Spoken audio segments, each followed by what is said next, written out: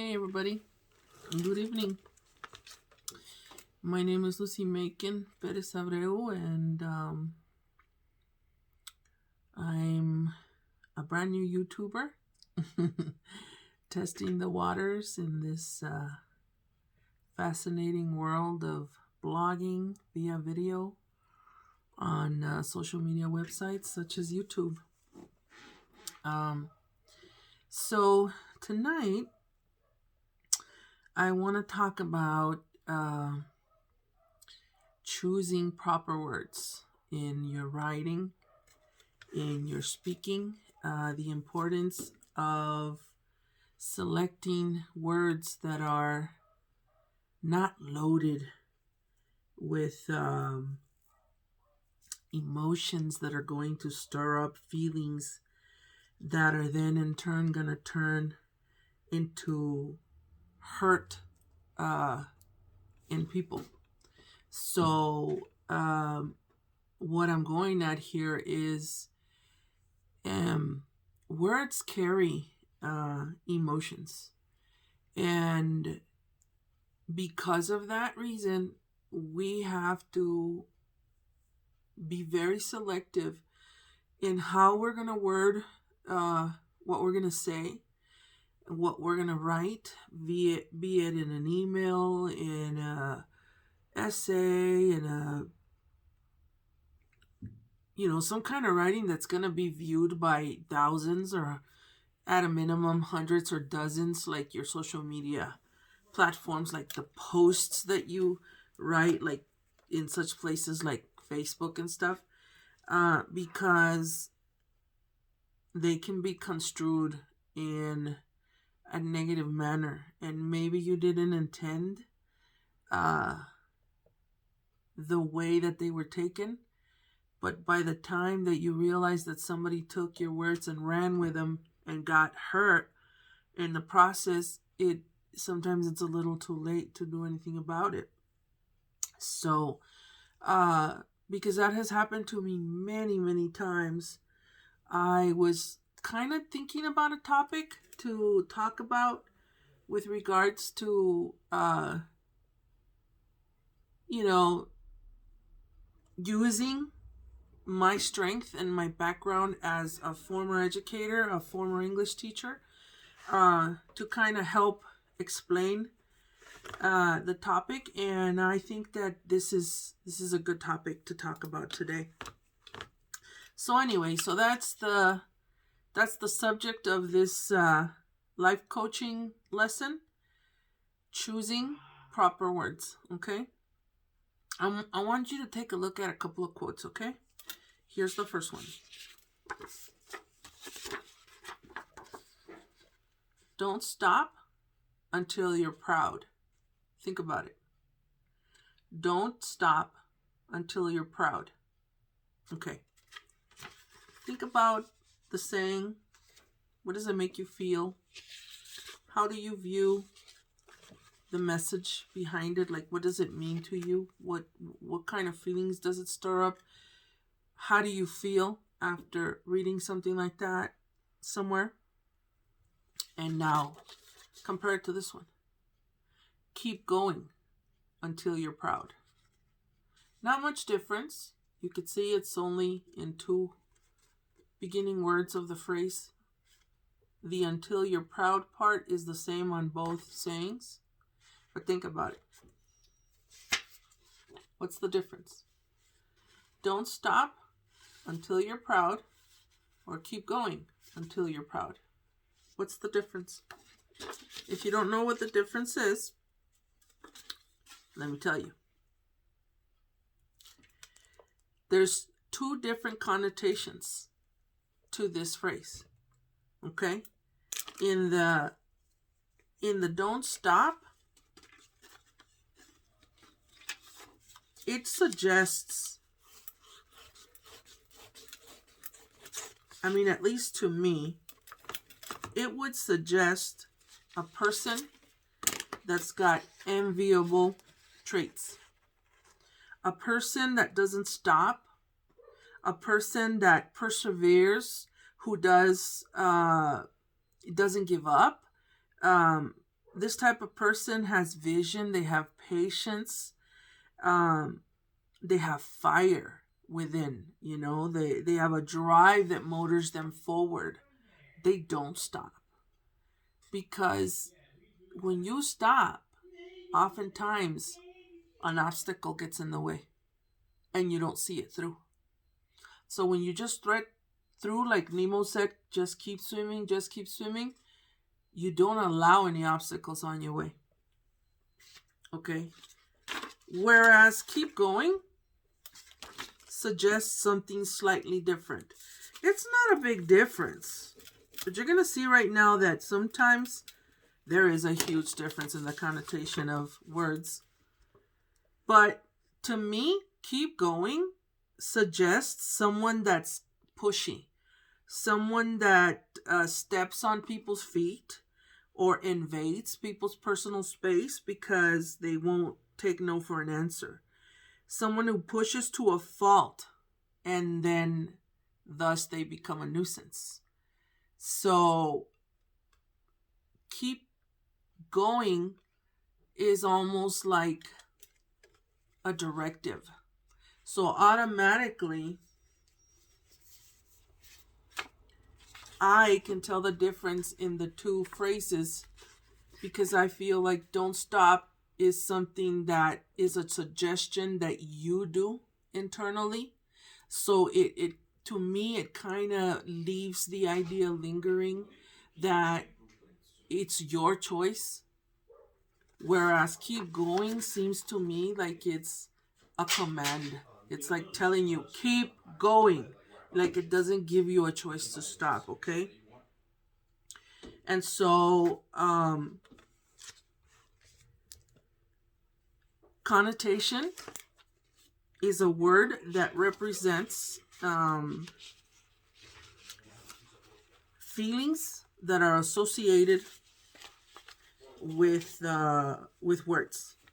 These feelings are either going to be negative or positive or neutral.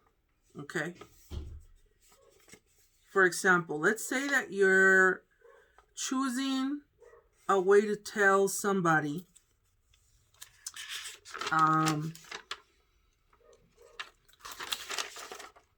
something and you don't want them to take it the wrong way. You have to choose words that are going to be neutral and they're not going to fire somebody's anger up, or positive so that the upbeat and the happiness behind the criticism doesn't get taken in the wrong manner. So what you're trying to do is you don't want to escalate a potential situation where you're maybe saying something sensitive to somebody, but you're kind of not wanting to be rude.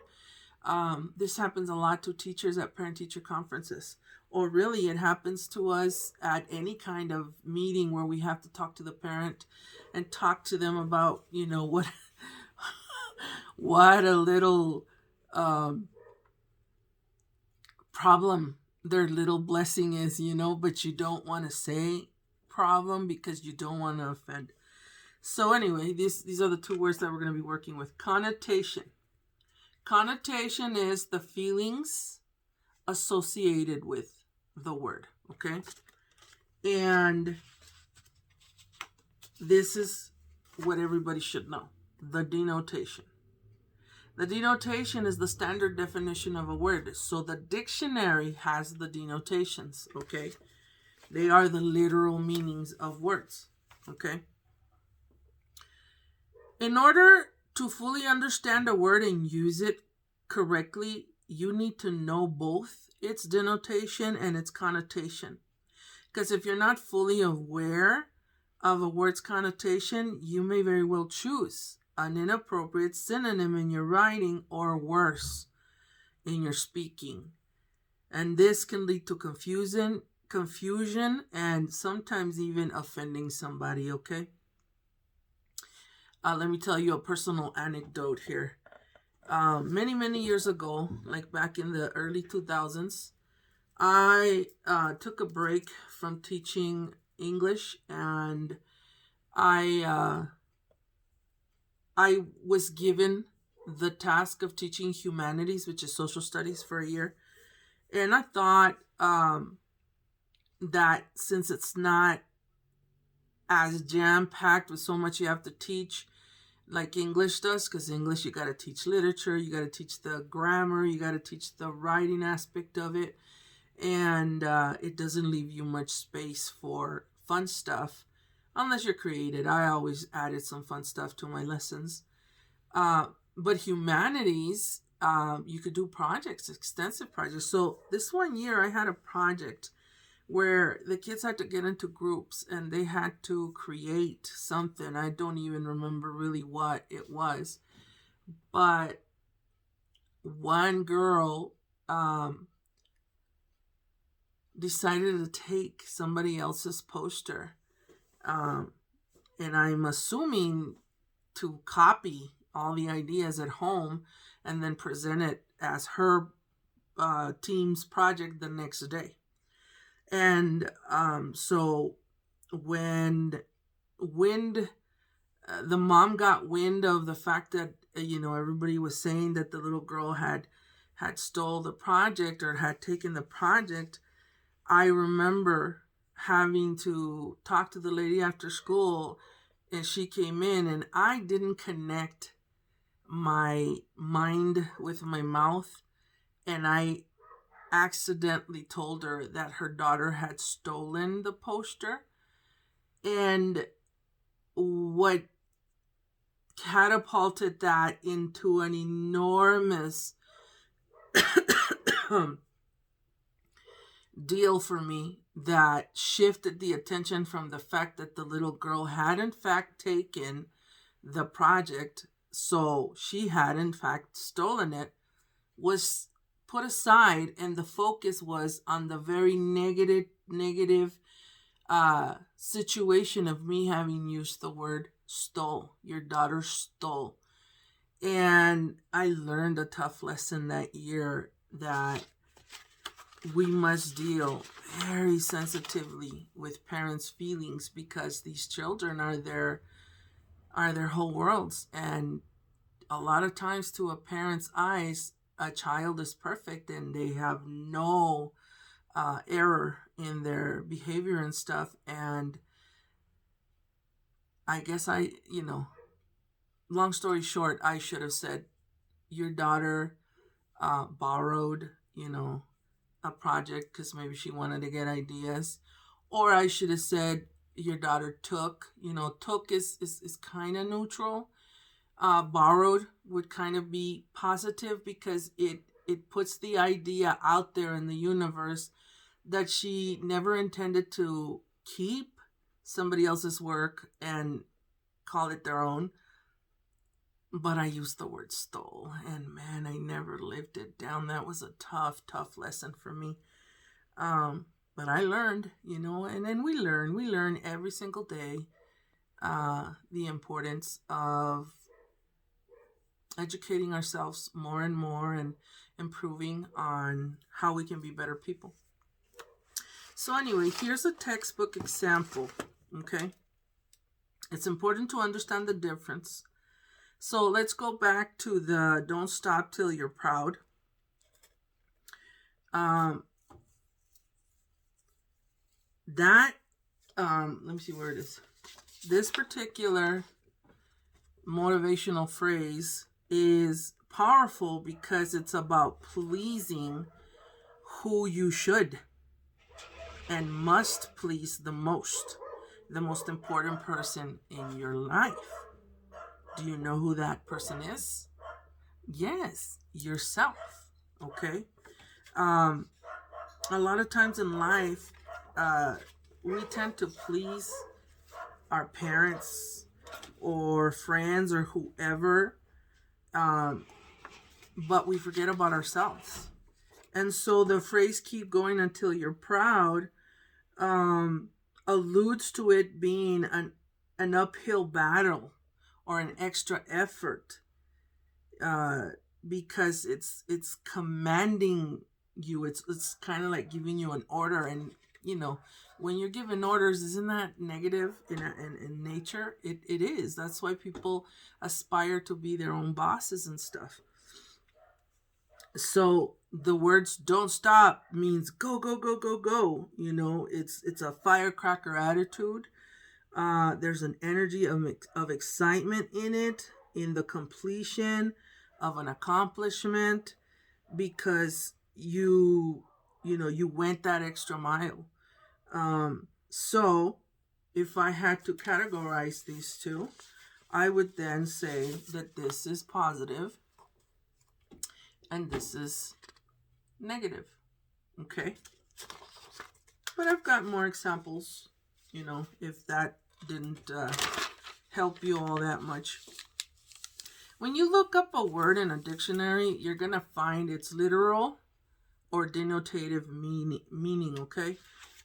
But there's certain words that have an emotional side, okay? And these words happen to be nouns, verbs, adjectives, and adverbs. Let me take a sip of my ginger ale here. I get thirsty.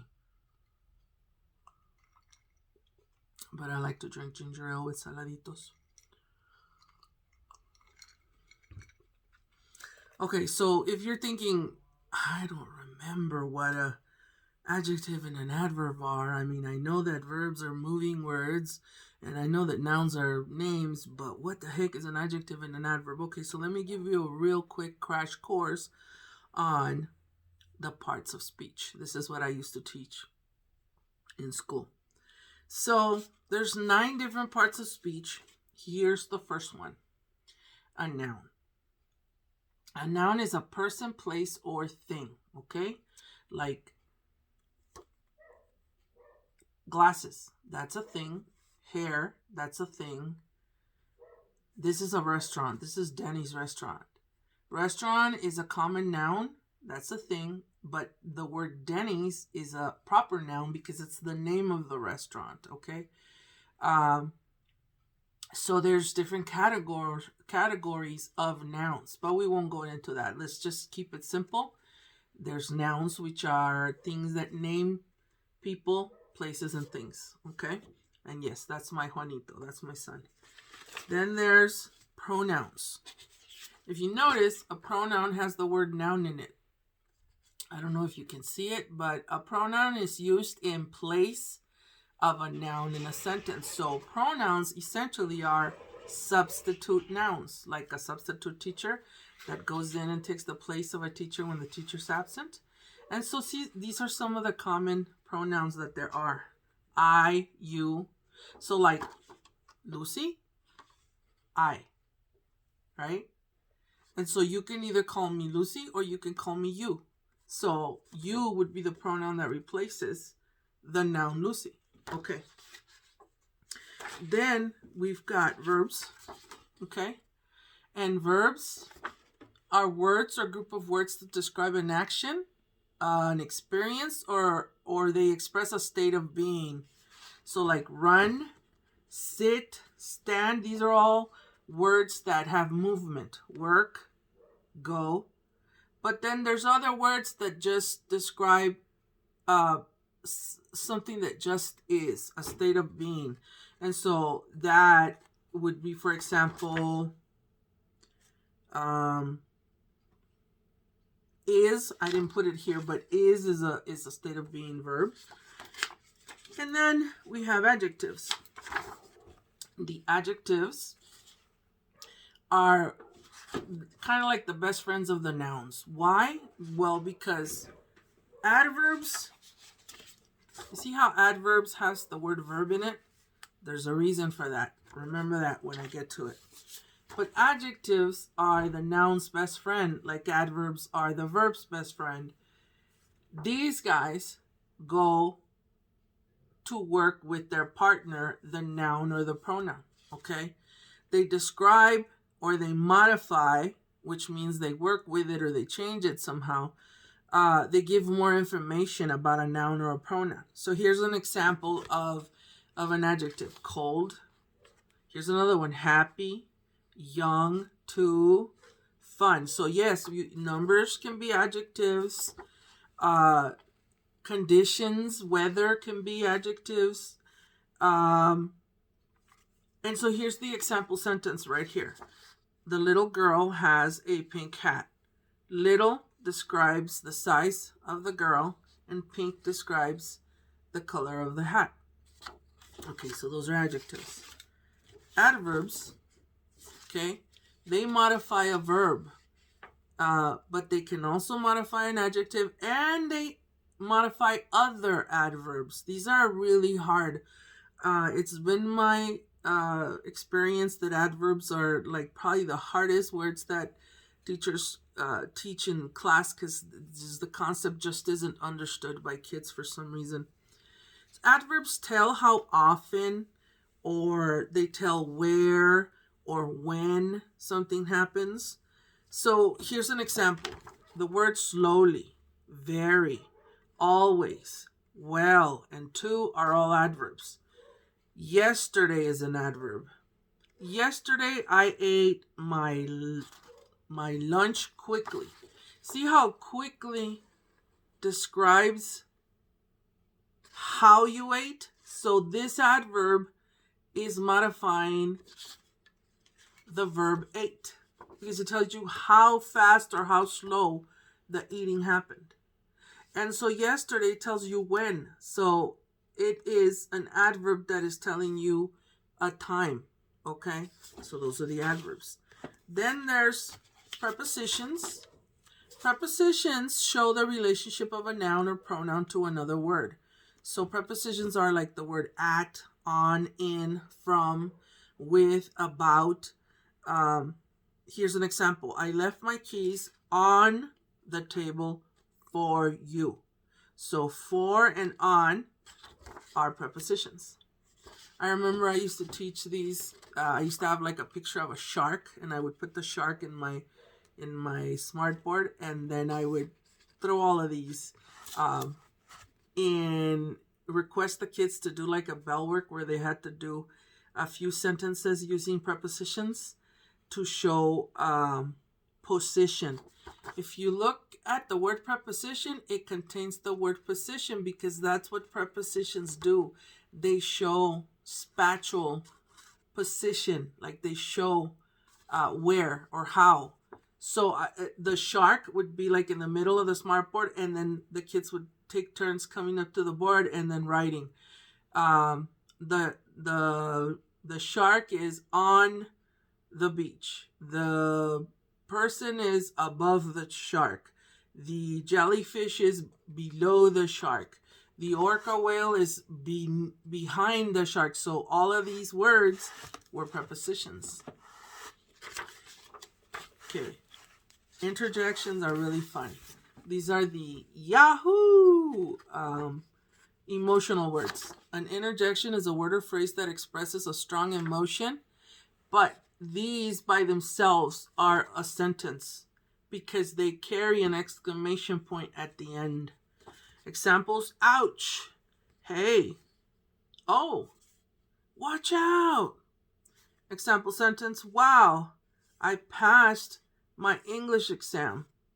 So you see how it carries an exclamation point because these show excitement. Interjections are complete sentences by themselves, but they have to have the exclamation point. Then, there's a couple more. Hold on, okay. Then there's conjunctions. Conjunctions join two words or ideas or phrases together and show how they're connected. So I call conjunctions the bridges in language because they bridge together two things. Here's some conjunctions: and, or, but, because, yet, or so. Here's an example. I was hot and tired, but still finished it. See how I was hot and tired is one idea, and still finished it is another idea, and the word but joins both of those together. But in the very same token, hot and tired are two different examples of a condition of how somebody was feeling, and they're joined together by the word and. So that's what conjunctions are. They're bridges that combine ideas. And then you have probably the most used in the English language, the articles. There's only 3 articles in the English language, and those are the words a, and the. The word a you use with consonants, and the word and you use it with vowels. So for example, let's say that you saw an elephant. Elephant starts with the letter E, which is a vowel. So you have to say, I saw an elephant, because you can't say I saw a elephant. By the same token, if you run into a gorilla, which starts with the letter G, which is a consonant, you can't say I saw an gorilla. You have to say I saw a gorilla. Okay?